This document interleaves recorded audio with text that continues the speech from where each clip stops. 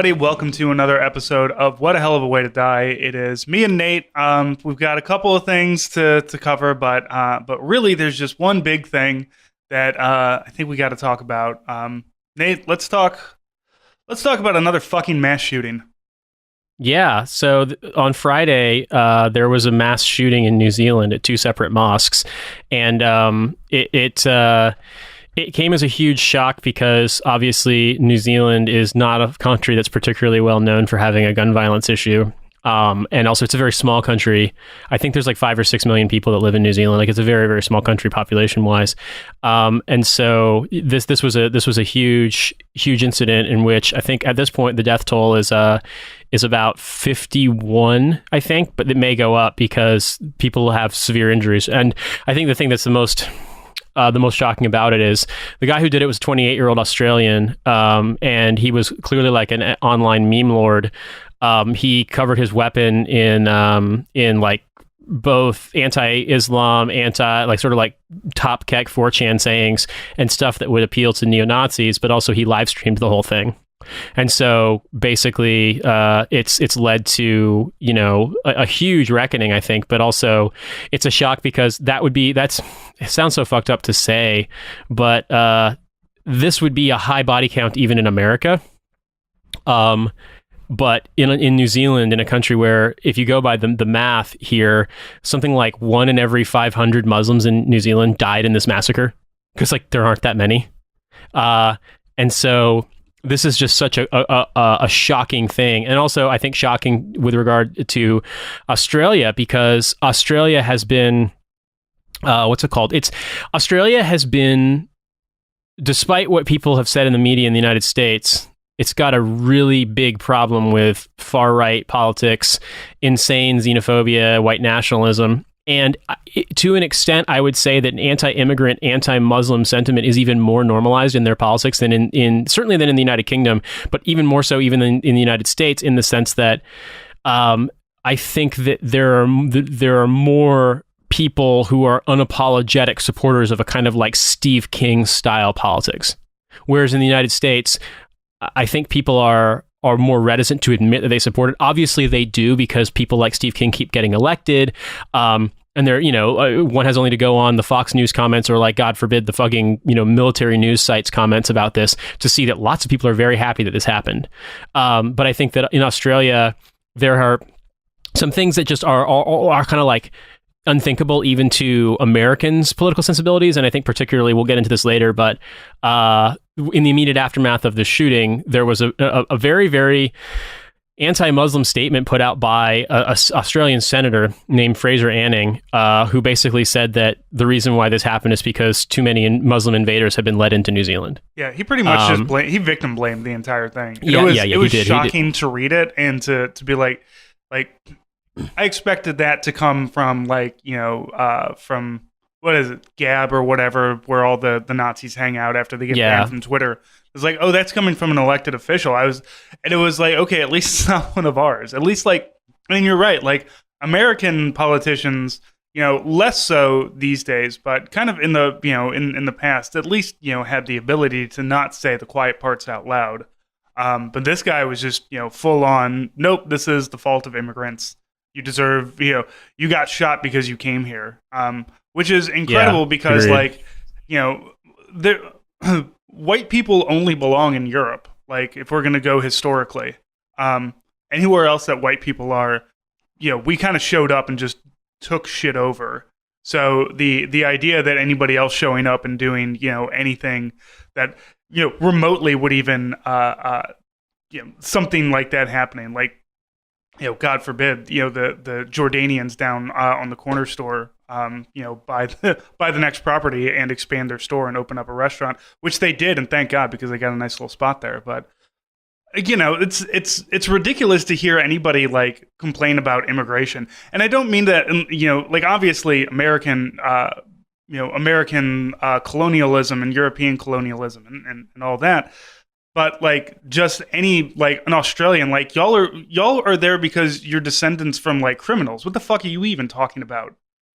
Yeah, it's also something I point out with New Zealand too is, the thing with, okay, So Jacinda Ardern is the Labour Party Prime Minister in New Zealand, and she was elected recently. And one of the things that I think was interesting about it is that she has what might be described as further left of centrist politics, and yet included within her party manifesto during the elections was basically controls on immigration. So there is obviously, even though New Zealand is famed for being this very polite society, it's the place where all the billionaires think they can hide out if the apocalypse happens. Peter Thiel bought citizenship there, among other things. There still is absolutely an anti-immigrant kind of nativist sentiment in that country. And also, don't forget that New Zealand was colonized by white Europeans, and that the indigenous people of New Zealand were both attacked physically, were massacred, but then also have been marginalized in civic life ever since. New Zealand is a much less brash version of Australia. And New Zealand didn't have the extent of what was called transportation, the moving convicts to Australia, but New Zealand had a significant influx of people from places like the United Kingdom after World War II. And it used to be very, very easy for British citizens to settle in New Zealand. I mean, there's a slang term for English people in Australia and New Zealand. They call them pommies or poms. And there's an expression they call these people 10-pound poms, because you could literally pay £10 to get a settlement visa and go live in New Zealand or Australia after World War II, up through like the 70s or 80s. So I mean, there's absolutely an idea that like these countries were places where you could go with almost zero hindrance if you were a citizen of the United Kingdom or Canada. But it's much more restrictive now because they basically, Australia and New Zealand had to start letting in non-white people. And then both countries have reacted very strongly. Australia is just more ridiculous and overt about it. Like, they have a migrant, a facility where they detain asylum seekers. It's like, basically one is like an island very far off the coast of Australia. One is part of the nation of Palau. They just abuse the shit of these, but they have concentration camps for asylum seekers, basically, in Australia, to appease white nationalist and anti-immigrant sentiment. So when people talk about these countries as being more civilized or more normal because they have better gun laws, because they have single-payer healthcare, because Australia has like a $19 national minimum wage, or the equivalent of $19, you still have insane problems. And a lot of it comes from the same kind of reactionary, xenophobic, white nationalist, like white supremacist politics that we see manifesting itself in the United States and in Britain. But the thing that is so wonderful now is that it's very obvious that the kids aren't putting up with this shit. Like, I don't know if you saw, if you don't know who Turning Point USA is, it's Charlie Kirk's Koch brothers founded college tour to get kids to be really into capitalism and basically to like narc on their professors. Right. Right. But like somebody did a breakdown. I don't know if it was Ken Klippenstein or somebody else. One of the very online writers out there went and found out that there was like all of the ads on Facebook are not even, like, for Turning Point USA, are not even directed at college-age students. It's all directed at boomers. Like, none of that stuff is directed at kids because they know that that's not going to work. That the kids are fucking not dealing with this, and we see that twice now in the last couple of days following this shooting, in which Fraser Anning gets a fucking Australian hero, the boy who can do no wrong at this point, who just fucking walks up and slaps an egg on the back of his head, and then like takes a slap from Annie and just like what, and then like it takes like some of his goons to take him down and choke him out, and then the cops show up, and this kid is fucking amazing because after the cops show up, he's the one who says, "Oh look, Bacon showed up for the eggs." Like, I can't even with this kid. Like, it's amazing. There needs to be like a national a statue in every country erected to Egg Boy. I mean, I saw a joke about that, like, there was a petition that was already circulating online that said change every statue of Captain Cook in every city in Australia to a statue of the Egg Boy. I think the thing about this incident that makes it so it's so amazing is that these people operate under the presumption that no one is going to challenge their views in a way that's going to stop them from feeling like they can express it.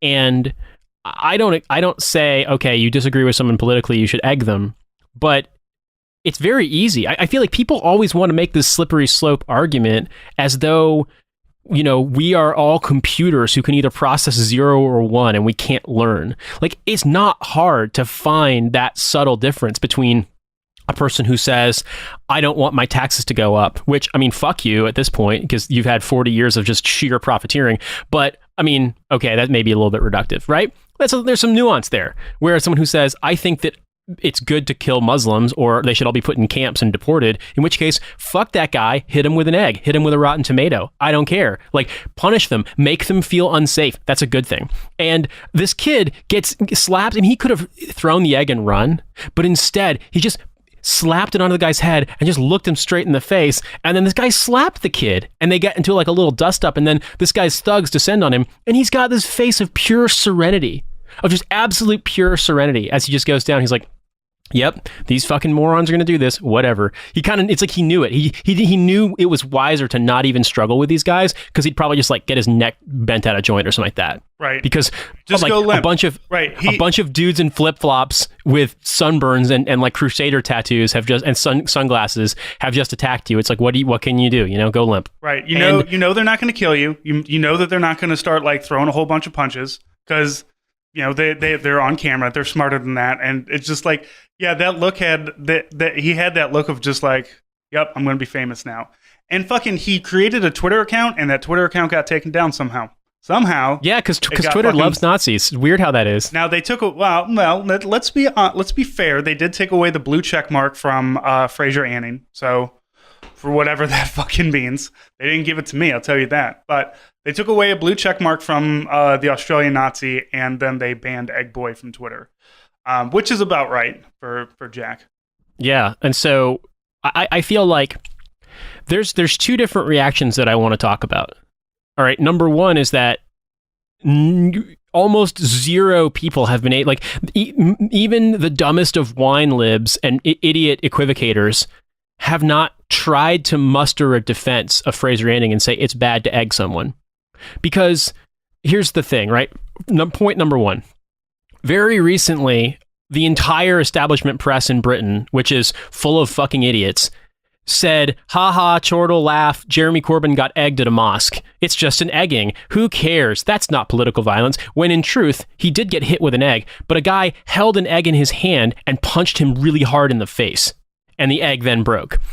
And so this was some white nationalist Brexit dude who fucking came into the mosque when Jeremy Corbyn was doing a visitation to the mosque where there was a terrorist attack by a white nationalist, I think 2 years ago, trying to kill Muslims, and punched him in the face. And he just happened to have an egg. And the press was like, haha, tee-hee, it was an egg. So when it's a right-wing person punching a left-wing person, not just even slapping them with an egg, but literally harming them, like in a serious way, that's laughed off because the right-wing press doesn't care. But then when this happens, normally people would be like, oh, how dare you? This is just like the Weimar Republic. It's descending into chaos. And it's like, bitch, it is the Weimar Republic, but like for a different reason. In this case, only the dumbest, even only the dimmest of bulbs decided they were going to be like, oh, we have to defend this guy. Like, we have to defend Fraser Anning because he doesn't deserve to get hit by an egg. It's like, actually, yes, he does. And if you're going to hit a politician with an egg, this kid did it in the most graceful way possible. Like, this is a masterclass in telling a Nazi to fuck off without it, like, being, there's literally no way you could construe this as anything besides just, like, an act of protest as opposed to saying, oh, he committed an act of violence. It's like, get the fuck out of here. He slapped the guy with the egg. He held his hand still. He kept filming, and the senator reached out and punched him in the face. If anyone should go to prison, if anyone should go to jail, like, and fuck jail, but if anyone should be charged, it should be Fraser Anning. Yeah, I watched that video a couple of times, and like from the reporter's perspective, and you see the kid come up behind him and then hold the egg, and just like, there's like, it's just such a slow, like, deliberate, like, this guy, fuck him. And just not even, like as you said, it wasn't a run and gun. It wasn't a throw and run. It was just so, it was so beautiful. And I hope that more people can get close to shitty politicians and just serenely slap an egg on the back of their head and then just stand there and be like, the fuck you gonna do about it? There was a tweet I saw a little while ago. It was amazing. There were some police police station or police department in, I want to say like the north of England, like somewhere in like North Yorkshire or something like that. And maybe even further north than that. And they had gotten, like, they posted on their Twitter account a photo of, or their Facebook rather, a photo of like evidence bags holding a single joint and a grinder for weed, and that was it. And they're like, we've made a drug bust.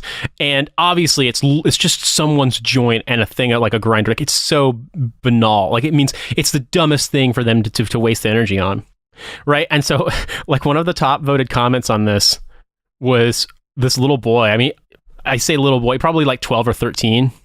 And he writes, "Oh wow, big bust, who'd you get, El Chapo?" And if you zoomed in on his profile picture, it was just this serene looking kid in like a bomber jacket or like a puffy coat, just not giving a fuck, looking at the camera, just like, what, I said it. And it was so, and it was like, I saw this getting tweeted, like it was massively viral, right? But there was one person, and she summarized it so well. She just said, "Youth is so beautiful." And that's exactly how I feel about this kid. Like, in the face of something so horrendous, and in the face of these just venal, disgusting politicians who absolutely want this to happen. Like, Fraser Anning literally said in a press conference not too long, I think after this one, that what the gunman stood for is correct. It's just he got a little too crazy. So, I mean, if that's literally what these people are saying, like, they want more violence. And it's just, I absolutely believe that they should not be able to show their faces in public without being egged. And the point of this is that that's not going to kill them. That's not even going to hurt them. It's just going to make their day bad. And you know what? They deserve to have bad days. Fuck them. Contrast that to the reaction that you've seen some posts going around from like websites, the Facebook groups of things like U.S. Army WTF moments, or things like Black Rifle Coffee Company, or various places, even more down the line like Fox News, news announcements, etc., that are just replete with people celebrating this. Just, you know, your Facebook uncle saying, "Hooray, I'm glad these people got gunned down. There should be more of them." That has been just a very, very shameless reaction. And then I feel like a lot of the politicians and news commentators feigning ignorance, feigning innocence at this, as though they haven't been stoking this for the last 20 years. Yeah, I want to talk about our other hero. I can't find her name, but she's the gal who yelled at Chelsea Clinton. She didn't yell, though. She didn't yell, though. She literally just confronted her in a stern tone of voice that was not loud. Yeah. And everyone has filled their diaper over this, except for people who are not stupid. You're right, and it's insane. I just can't, like, I can't imagine anybody in this country who has been paying attention telling, like, this young woman is, you know, a student at NYU, so she's probably in her early 20s. The only America that she has known is an America that hates her. Like, because she's Palestinian, because she's Muslim, because she's a woman, because she's brown, you know, that's all she knows. And then the gall of anybody to tell her how she should feel is just insane to me. Like, how dare anybody tell this person to not be mad? How dare anybody tell her to not give Chelsea Clinton a talking to?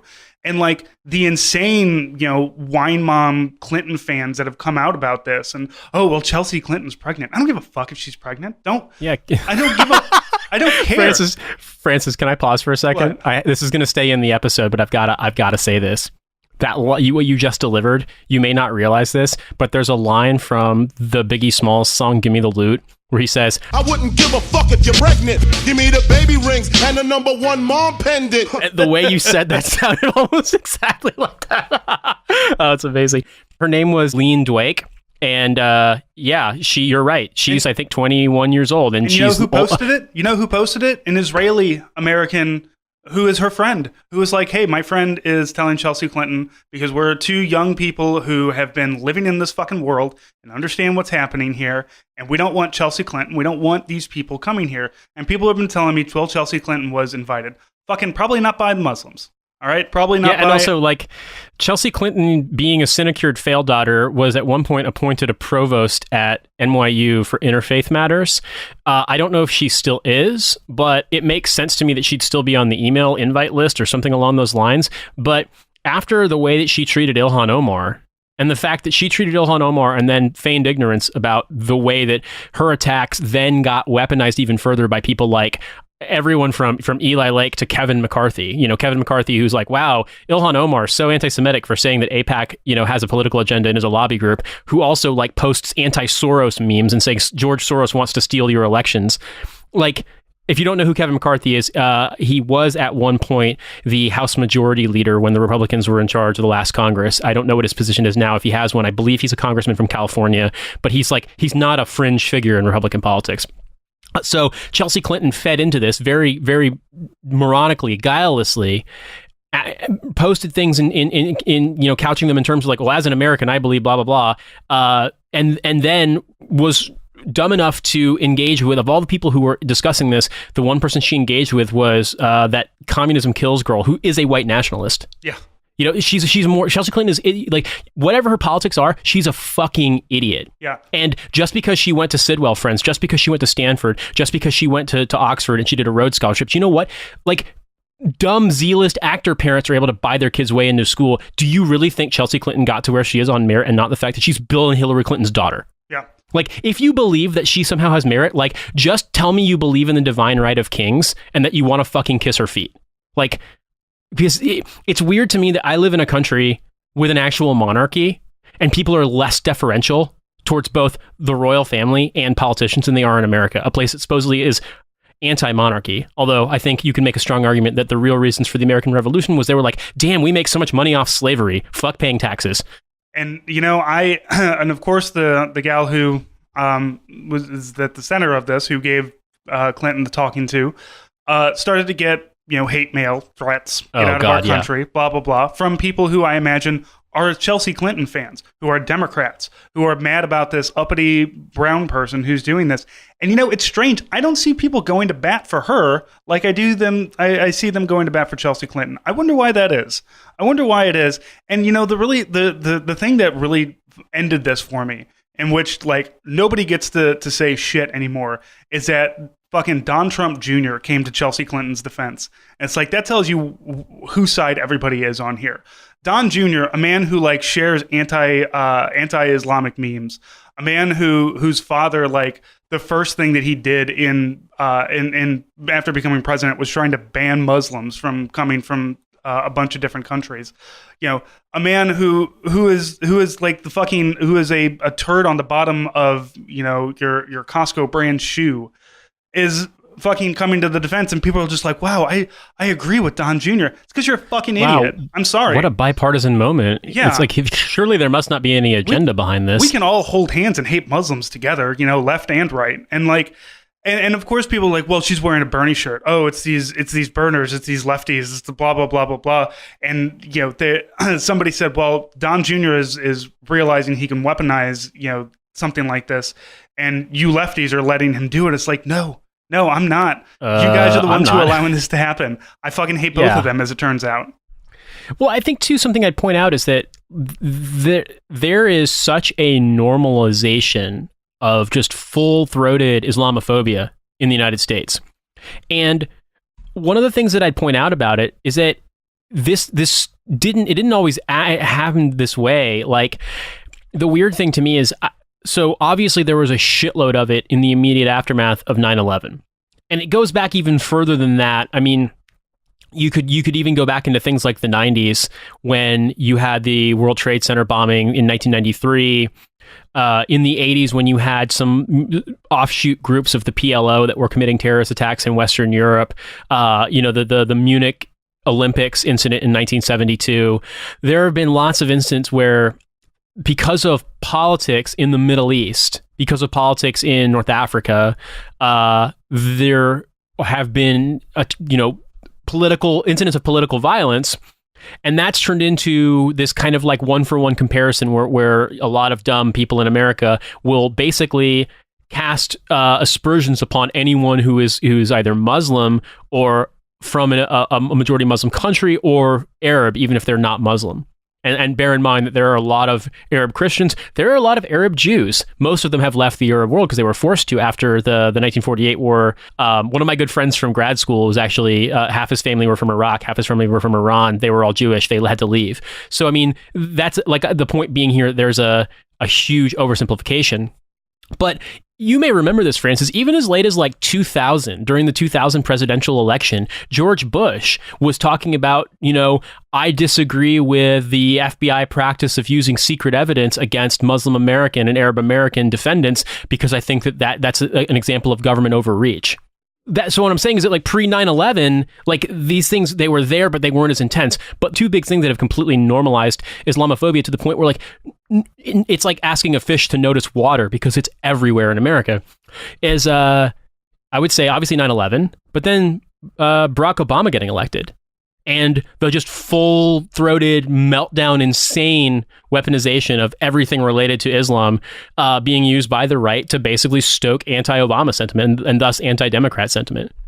Yeah, it's Islamophobia has become, as you said, it's just become the normal. But I will say this: I am very, very happy to see that, despite all the bad faith, despite all the attacks, despite all the incredibly two-faced things that get said in order to shut down debate about both Islamophobia, about immigration, about America's imperialist adventures abroad, about everything that we discuss on this show, that despite all that, you see these kids going out and putting themselves on the line like this. When I was younger, I don't know if I had the wherewithal or the courage or even just like the sense of sort of my own beliefs to be able to go out and confront a senator or the failed daughter of a president in a way that I knew was going to have ramifications, was going to have consequences in my life, and be like, fuck you. And I'm really proud of these kids for doing that. Yeah. And one thing that I think bears mention is the student, Leen Dweik, she apparently said some fucked up shit on Twitter like 6 years ago, but she was 14 or 15 years old. Yeah. So don't get me wrong, like it's not good. It's not good that she was ironically using racial slurs or calling people, using slurs against gay people. But like, bro, do you really want to say you now are going to be held to trial based on the things you said when you were like a high school freshman or an eighth grader? Because Lord knows if folks had records of kind of the dumb things that I thought were funny back then, I would also be burned at the stake. And that's not the point here. We're not talking about fucking 15 years, what she did as a 15-year-old. We're talking about what Chelsea Clinton did last month and on Friday. Yeah.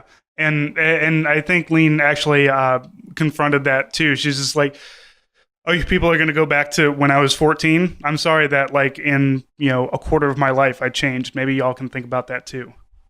So God bless her, man. She's great and wonderful, and I hope to see great things from her. I follow her on Twitter now, just because there's the kids are out there, they're doing their thing, and it's great that we have political organizations, but it's also great that we have people who are just like, oh, I'm sorry, is that Chelsea Clinton? I need to go say something to her right now, or is that my racist? Is that my racist senator? Hold on, let me go get an egg. So Leen's friend, who I didn't realize she was Israeli American. I knew that she said that she was a Jewish American. She was the first person to tweet, or she was one of the people who tweeted and said, a lot of people are really unhappy because we're at this vigil and we're seeing Chelsea Clinton is here.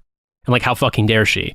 And to me, like, there was so much, I was like, wow, that's such a dumb, bad, tone deaf thing. And of course, like, failed daughter is going to get away with it.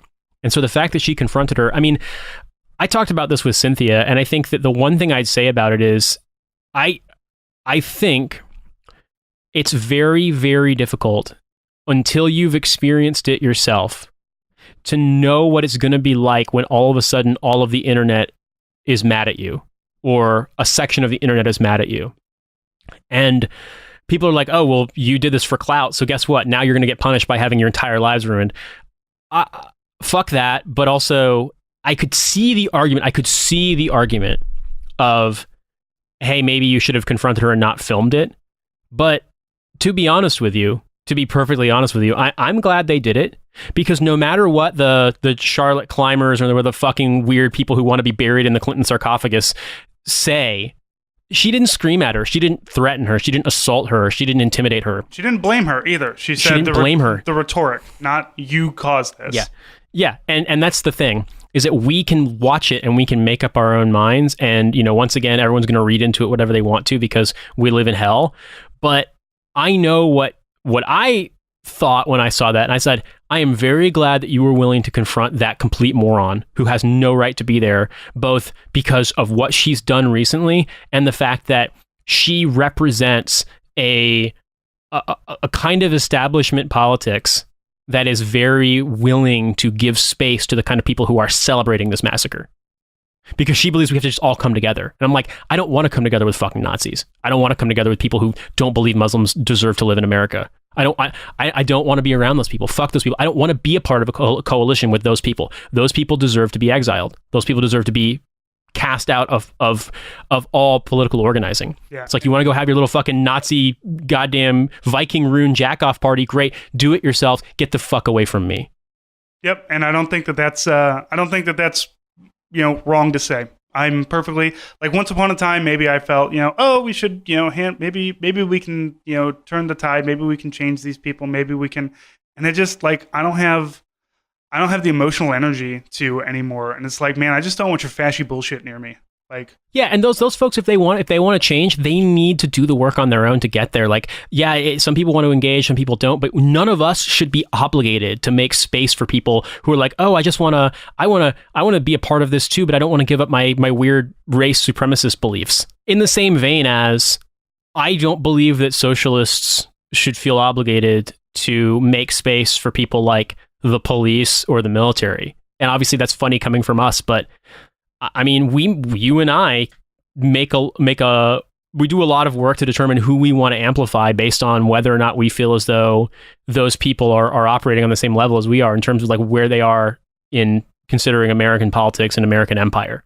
And in the same vein, I understand why, like, if I got invited to a vigil and folks were like, we're not happy with somebody who was in the military being here, like, is that fair to me?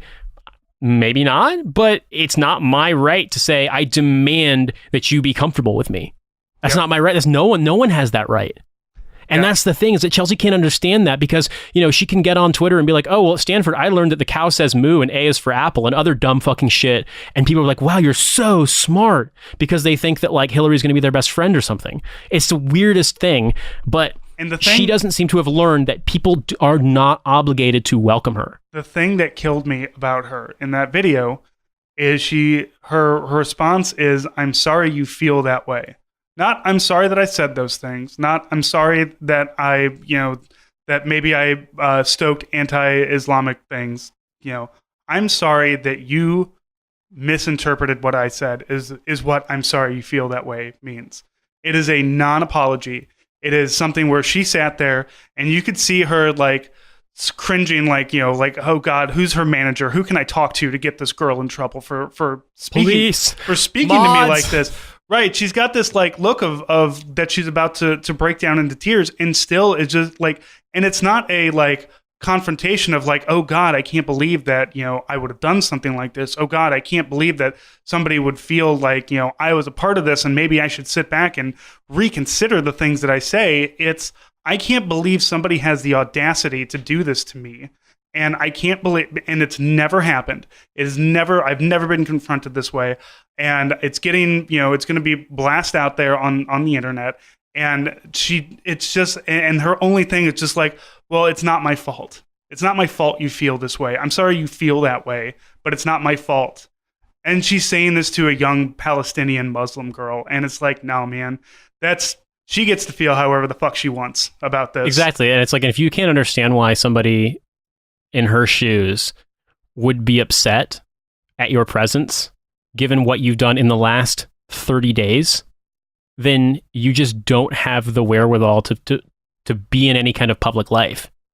I mean, you can make the argument that you want to be there because you were part of the interfaith community, you worked for this university, you're also grieving, you're also horrified by what happened, but just to be like, I'm sorry you feel that way, it's like, well, what are you doing here then? Besides like burnishing your credentials to run for some fucking safe Democratic seat, because apparently we're going to have a third fail Clinton. Well, as it comes, in the end, we stand with Egg Boy and we stand with Leen. We do. Egg Boy, Leen, you guys are the future. We love you. We respect you. We're old now. We're kind of creaky. Francis has a kid. We can't go out there and egg politicians or confront failed daughters, but our hearts are with you. Come on the show. We will amplify your eggs. We will amplify telling off the 1%.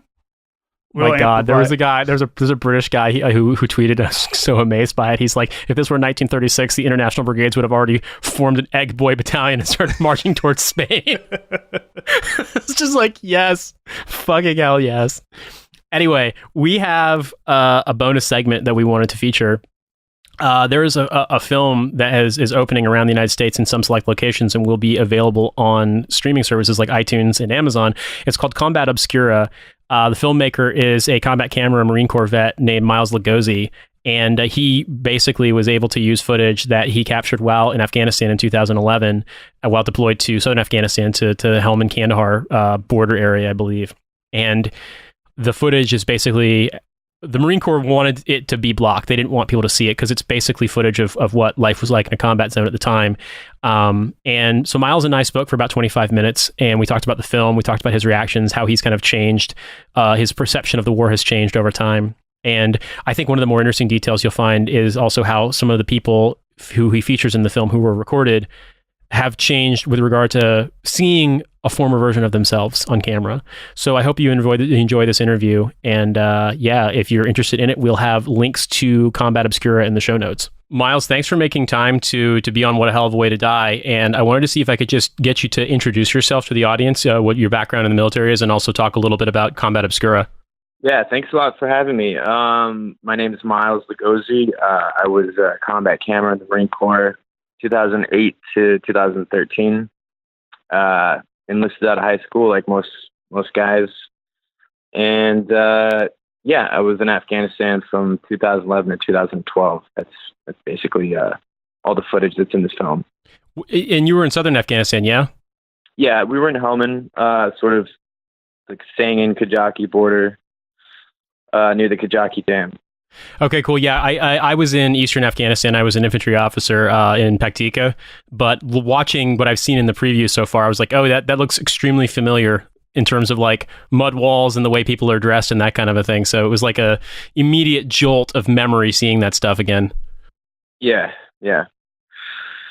Paktika. I've heard about Paktika, but we never, obviously never went there. Yeah, I mean it's weird. Like, I don't know in where you were in Helmand, but the vibe I got from looking at the video footage was that it was pretty much like farmland, like it was really rural. And that was definitely our experience in Paktika. Like, there are like settled areas, but like where we were was very much just like farm country and long roads that might explode at any moment. So it was I'm just wondering for you on your end, like going through this footage, then like even before the story of the idea, like just off the bat, it must be in the amount of editing you've got to do to make a project like this. It must be insane to go back and like have the footage of your deployment and just like be watching those moments over and over again. Oh yeah, it's crazy. I mean, you start to get kind of like numb to these sort of traumatic events, these traumatic parts of your life, just watching them over and over again on the screen. So it is kind of weird like that. But when the film premiered, we got to watch it with an audience and a movie theater and everything, then it kind of like started kind of hitting home, coming back in a much like more visceral way. And I think it's just, having people there viewing it and just sort of reliving those experiences with a group kind of brings it back, I think. Yeah, I can imagine, because like you're hearing people reacting to it for the first time and like... Right, yeah. So the idea to make this documentary, or I mean, I guess if I'm calling it the right thing, like this idea as a project, how did this come about? Well, I mean, like, everyone kind of has cameras out there, all the grown-ups have cameras. So everyone's filming stuff all the time. And I think when you first like get back from the war or Iraq or Afghanistan, people like, you just kind of have this stuff stored on your hard drives or on your computer. And you show your friends and your family because you kind of like, you kind of want to live up to a certain expectation of what, like, they have expectations about what you went through. You know, they have like misconceptions about the war and everything. And at the same time that you're like trying to show them the reality, you're still kind of trying to live up to those expectations. Yeah. So that's kind of how it started. Like for me, just showing friends and family this, but like in a less honest way. There were certain things that I wouldn't show them, obviously, you know. And I think when I started working on it for real, like it was a couple years after I'd been out, and I was in film school, and I seriously just like I actually started working on it. Like this could actually be something. That's when it became my ideas and my thoughts on it started to change a lot too. Like my own feelings about the war and everything started to kind of shift, and that's when it became sort of more honest. So when you say your perspective began to shift, what was that like process? What did it shift from, and what did it become? Well, I think like when you're out there, you still kind of, especially when we were out there in 2011, there was still kind of this idea that, you know, we could turn it around. We were helping in some way. We were making some kind of difference at least. Yeah. Not everyone like felt that way. There was certainly, you know, the infantry is like always disgruntled about everything that they do. But I mean, there was sort of like, because you're there with the people, you know, and you're seeing them on a daily basis. Yeah. And you're seeing an actual effect that people back home aren't, and they just, you know, they think it's all bad, whatever. But looking back on it, and especially now that we're still, you know, 7 years later, we're starting to finally open peace talks with the Taliban, which, you know, probably could have been done 15 years ago. It started to, and I just sort of educated myself about, like, I didn't know anything about Afghanistan while I was out there. A lot of us didn't. And so going to school and learning the history of it and everything, definitely started to change, you know, my own views about it, and the kind of the privileged perspective that I had, you know, about it kind of started to shift. I mean, I definitely understand where you're coming from with regard to the idea of you want to believe that you're going to be able to make a difference, because I mean, I felt the same way when I was deployed, and I mean, like all 10 years to the day, basically, later, you know, this is still going on. I was there in 2009, 2010. And you see that, I mean, I've got friends who are younger or who are like field grade officers now who have stayed in, and they're there doing it again. And it's the exact same process. And so it's weird to me, because watching what I've seen of your film so far, there were so many things that I immediately recognized, and I was like, oh yeah, that was the same for me. But then if you go and look on the news, you'd probably see the exact same thing, you know, in 2019 that you were seeing in 2011. Yeah. And it's just crazy. Like, I mean, it didn't really, we didn't like have a clear definition of what the end goal was going to be. You know what I mean? Like, that's kind of what pisses me off the most, is that, like, okay, even if we wiped out the entire Taliban, we defeated the Taliban, that still leaves a total, you know, power void in these regions that aren't governed. You know, they're not, the people out there don't even identify as Afghans. So how do you nation build amongst a group of people that don't even like acknowledge that they belong to that nation necessarily? You know, they have their own different tribes and everything. So like, just the fact that there wasn't even a concept of what winning would look like, is what we kind of, it's the whole absurdity of the situation that kind of wanted to show in the film, especially now in 2019, you know? Yeah.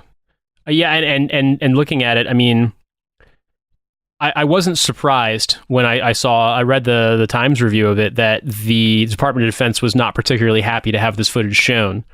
And I'm wondering if you could maybe comment on that, like how that process went with making a film out of footage that you'd shot yourself, but that, you know, I imagine they probably tried to claim you didn't have a right to use. Yeah, I mean, it was a whole long process. That's kind of why the movie's taken so long to come out. Because at first, I mean, it first premiered at a film festival a year ago, last March, and we're just now finally releasing it because we had to kind of, go through this whole back and forth with the Marine Corps. Like I did before the film was released and everything, and last year in March, I submitted it through the Pentagon. I reached out to Phil Clay. He wrote Redeployment. Yep. And he was public affairs in the Marine Corps around the same time that I was. And I was kind of like, hey, I showed him an early cut of the film. He watched it, he really liked it. And I was like, what do you think how do I go about getting this stuff cleared without like directly, involving the Marine Corps? Is there another route that I can take? I know if I just sent it to the Marines, they would, Yeah, they probably say, fuck no, yeah. Yeah, so I was looking for an alternate route. And he knew a guy, like a CIA guy who was writing a memoir and had to get his stuff had to get his stuff like reviewed through the Pentagon. And he knew about this office called the Defense Office of Pre-Publication and Security Review. Yeah. And so I was like, wow, okay, this sounds like a good way to go. So I sent it to them because they're not looking for like stuff that looks bad for the military's image. They're just strictly looking for classified information. So anything that poses a threat to national security, which I knew like none of the stuff that I was filming would be a threat because I wasn't special forces or anything. It was just regular grunts. And so they reviewed it and they were like, yeah, nothing's classified. But in that process, they sent it to the Marine Corps. And that's when I started getting calls and stuff from like NCIS, the Marine Corps, letters and stuff from like the Marine Corps' Entertainment Liaison Office, which handles like a lot of films that come out about the Marine Corps. They have to go like if they want equipment and stuff. Yeah, they have to go through them. And and that's when it kind of started this whole, I got involved with a pro bono First Amendment group called the Knight Institute at Columbia, which is where I was going to school. And they luckily, like I was super lucky, they took me in and they were like, if not the movie was important, and they were basically going to represent me against the military if I was going to come to that. And there was some back and forth. I can't talk about too much of it, obviously, but a couple weeks ago they announced publicly that they're not going to, pursue legal action at this time. Of course, yeah. So not yeah. So something I'm wondering about, particularly just because it came to mind and it was referenced in reviews I'd seen, was the scenes of soldiers smoking hash. Like, was that something they were particularly upset about? Because, I mean, I'll be honest with you, like, I knew some of that was happening when I was in Afghanistan, amongst, like, say, the ANP. But being a platoon leader and then an XO, I guess I was the dude they were all, like, hiding the shit from. And then after the fact, after I get out of the army, and I talk to my soldiers when they're civilians now too, and they're like, "Oh hell yeah, sir, we were fucking smoking weed all the time," and I had no idea, but I knew it was going on, and so in a way, I was sort of like, this is the kind of thing the military is going to lose their mind about, but it's also the kind of thing that, from what I can tell, seemed like it was really a common thing, especially in like southern Afghanistan, where there's a lot more like farming in general, and then like weed in particular. And so I'm wondering, like, was that when they took offense to, or was it just like the fact that it was footage they hadn't given the stamp of okay to? I think it was that. I mean, it was their argument was always framed around this claim that they owned the footage. But it was the main beef that they had was the kind of raw image, like the unfiltered portrayal of the war, and these kids that were, just out of high school, surrounded by, hash fields and weed fields. Of course they're gonna be using drugs in this environment. But yeah, it's funny, like, you were the guy that they would probably hide it from. But I did actually, a couple of times I smoked with a couple officers. One of them was in civil affairs. So I don't know if he was like, he wasn't a platoon leader, obviously, but you know. Yeah. I think for me, the thing about it is that where I was at most of the time I was there, I was either on like a big Afghan base, there weren't a lot of Americans, but there was like senior Afghan military people there, or I was on a base that was like a battalion-sized FOB. And so like when I'd go out to some of these places, like you could tell that like the soldiers that were out in like platoon cops and things like that probably just had access to stuff more so than like a place where you have, I don't know, 3,000, 5,000 people stationed. But I mean, right. And I mean, it's not like it's not to like bash officers or anything, but a lot of our platoon leaders never actually patrolled with us, and that's where we would go out. Like we would go out, and that's where we would get it. Like the locals would just one time, like we were on patrol, and this farmer literally gave me like a ball of hash the size of a baseball, and you know that lasted like the whole deployment. Yeah, so like that's kind of. I think there was a disconnect between like the lieutenants, you know, not as much as like the fucking lieutenants, the colonels and everything, but there was still that disconnect even on a platoon level between, you know, the officers and the enlisted. And so like now that you've put this footage out, like, have you had a chance to talk to people that you were deployed with about the experience? You know, people that, or whether they were featured in it or not, like, have you found that it's like opened up a conversation? Just because to me, like, if someone, regardless of whether I looked bad or not, like that's less the point. Like, I don't have very much footage or photos or videos or whatever from my deployment. Like, what I did have, my hard drive crashed when I came home, so like I don't have it at all aside from like some Facebook photos. So like to be able to see this stuff, you know, in your case 8-9 years later, or you know in some people's cases, you know, as much as like 15-16 years later, that would be like a weird kind of jolt of memory. And I'm wondering, like, have you had a chance to reconnect with some of the people you deployed with, and like as a result of this film? Oh yeah, man. I mean, like when I first started working on it, I went out and interviewed a lot of the guys from the film. And those interviews didn't actually make it into the, you know, final cut because it just wasn't working with what we finally went with, just on an editing level. But yeah, we have 2 guys from 1/6 that are coming out tomorrow for the premiere in New York, and we're gonna moderate a discussion. I have an Afghan translator that was with us, who's going to be on the panel too. And yeah, it's been like mixed, you know, some of the guys are stoked about it and, you know, are at that point where they're like, look, you know, we don't want to hold anything back anymore.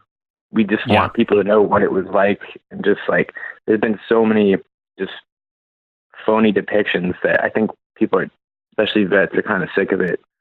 And then other people, like, so there's a couple guys' faces I had to blur, and they were just, their reasons were like, you know, I've disconnected myself so much from that whole experience that I don't recognize myself. And that's not something, that part of me, that version of me, that time that I was there, I don't want that, you know, to be out there. Because they just don't. That's really interesting. Like that. Yeah. I mean, I can totally relate to that. Yeah, I was going to say, because I mean, part of me, when you said they're blurred, my thought was like, oh, wow, because they're like still in the Marine Corps maybe, or like they have jobs where they have security clearances. But that's like a whole different take on it. Like, if you've grown as a person or you've changed as a person, seeing yourself when you were, especially if you're like young enlisted Marine, like, you know, 18 to 21, like that's, you probably don't recognize that person. Yeah. I mean, it's crazy because you're not an adult yet, you know, you're still a kid, and I feel like you don't really start maturing like seriously until you're like 23 or, you know, 24, 25. Those are the kind of like formative years. I mean, when you're 18, 19, you're still kind of like trying to prove yourself and trying to figure out who you are, you know? Yeah. I think that's a motive for a lot of kids to join the military in the first place, you know? So looking at this now and having an opportunity to present this to a civilian audience, are you thinking like this is going to be the kind of line of work you want to go, you know, continue to explore the military and veteran experience, or like is this just a thing you wanted to do to kind of, I mean, we talk about in writing, like sort of like get the story out, get your story out, and then like move on to something else? Yeah, no, I'm done with documentaries. I want to switch to fiction film. I think there's been so much good literature that's come out about these wars, you know? Mm-hmm. Like if you eat like Matt Young's Eat the Apple, Phil Clay, obviously, you know, Roy Scranton, all these incredible books about Iraq and Afghanistan. And then you look that are honest, you know, that are real and they're honest and they're not, they don't hold back. And then you look at Hollywood and they're just churning out the same bullshit, you know, movies one after the other. So if I can if I can infiltrate that system, then I'll definitely be happy. But I would like to make another war film, just not documentary. Yeah, no, that makes sense. Well, I mean, especially I could imagine that going through the documentary process and then having your first documentary film be something that's like personally really, you know, like significant to you because it's your lived experience, and then also like having to deal with a legal challenge. It seems like it's kind of a crucible experience for a documentary film when it's your first one. Oh yeah, I mean, just on an emotional level, you know, like revisiting the guys and the mom of Jacob Levy who was shot at the end of the film, and just and you know, the dead Afghans and everything. Like it's super. It takes a toll, you know, just having, and especially having worked on it so long, that I'm just like glad to be done with it, you know. Yeah, of course. I'm wondering too, so like, as I understand it, some of this footage is yours and some of this footage is from other photographers or combat camera people who shared their footage with you to make this project. Is that correct? Yeah, so there's footage from just people's GoPros, you know, that had cameras out there, and there's combat camera, and it's a mix. It feels like it's the kind of thing you don't want to like hand over to someone unless you think they're going to do it justice, like they've actually got the right intention. And so I feel like if you're out there and you've already kind of like proven your bona fides, then people would look at that and be like, oh wait, here's, you know, maybe my story can get told too. And that doesn't necessarily fit thematically with like what you're doing, but it kind of makes sense that like what you're describing about stuff in fiction and in film, people want the story to be told. They just want it to be told correctly by someone who in some capacity gets it.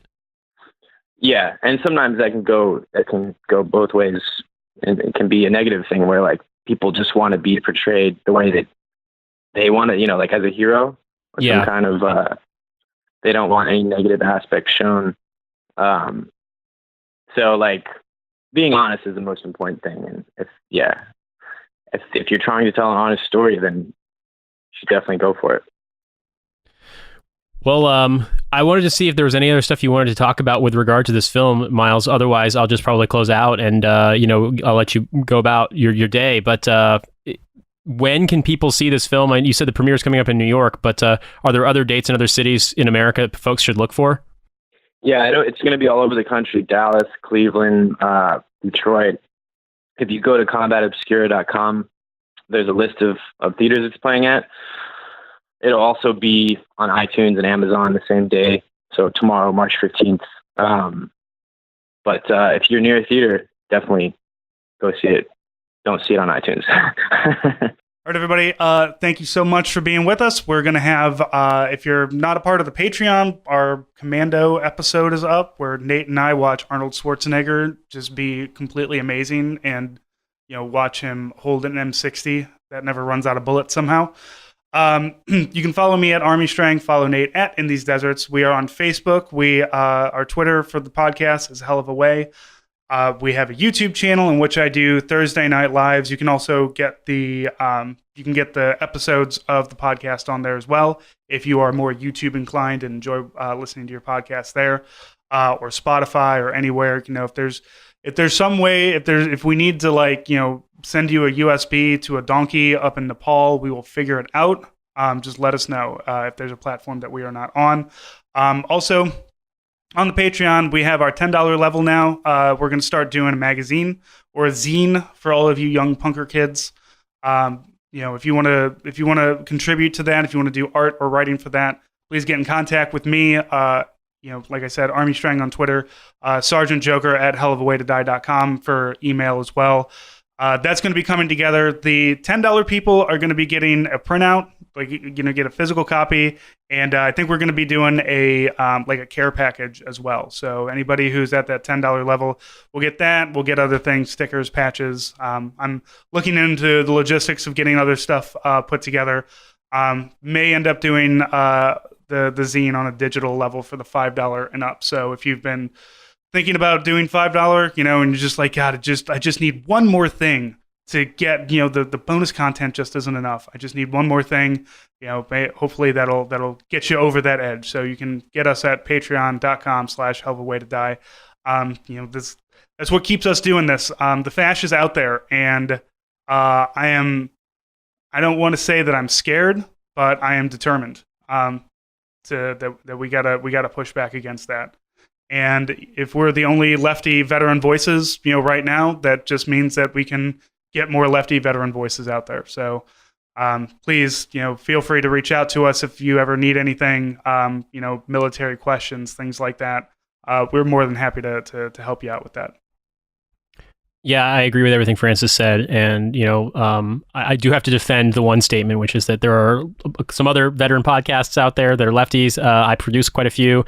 But the point, moreover, is that there's not a ton of us, in comparison to the number of fash veteran and just like fash adjacent veteran things out there. And we want to amplify the voices of people who are out there on the front lines, who are out there combating this stuff, whether it's through organizing or through other means. I am consistently impressed. I am consistently grateful for the bravery, the dedication, and the absolute refusal to compromise on the part of these people who are willing to defend the vulnerable. And I really mean that. So it's been a bad weekend. It's made me very circumspect about the fact that at one point, I carried a rifle and helped occupy a Muslim country. But I also believe that there's more worth in trying to take the things that you have learned and seen and make them into a means of communicating with people who might be on the fence or might be depoliticized, and get them activated, get them energized to fight against this stuff. All right, everybody, thank you, and we'll talk to you next week.